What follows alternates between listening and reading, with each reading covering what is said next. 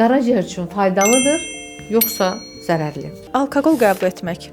Təbii ki, zərərlidir. Qaraciyərin düşmanı ilk olaraq biz hər zaman deyirik spirtli içkilərdir. Çünki spirtli içki qəbuluna bağlı çox sürətli qaraciyər yağlanması yaranır. Buna alkolik qaraciyər yağlanması deyirik. Qaraciyər yağlanması əgər spirtli içki qəbulda davam edirsə, fibroza, qaraciyər sirrozuna kimi apara bilər. Həmçinin də alkol özü tək başına qaraciyərdə toksik hepatit yarada bilər. Həmçinin beyinə toksik təsir göstərərək daha ciddi ağırlaşmalar yarada bilir. Həkim nəzarəti olmadan mütəmadi vitamin içmək. Zərərlidir.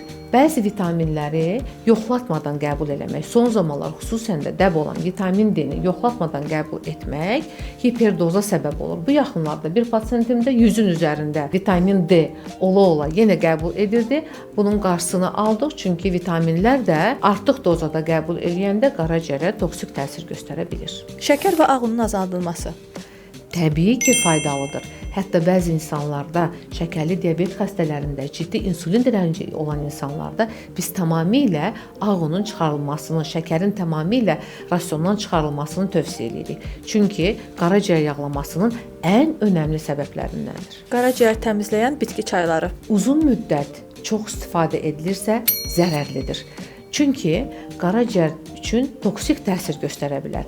Məsələn, bu yaxınlarda bir xəstəmiz uzun müddət yüksək dozada solma çiçəyi içmişdi. Qaraciyər testləri hətta minlərin üzərində bizə müraciət eləmişdi.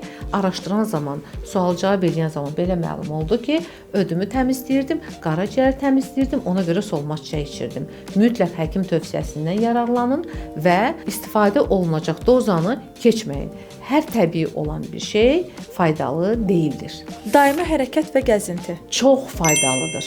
Hər kəsə tövsiyə edirik. Qaraciyər yağlaması olanlara hər gün 40 dəqiqə sürətli yürüyüş.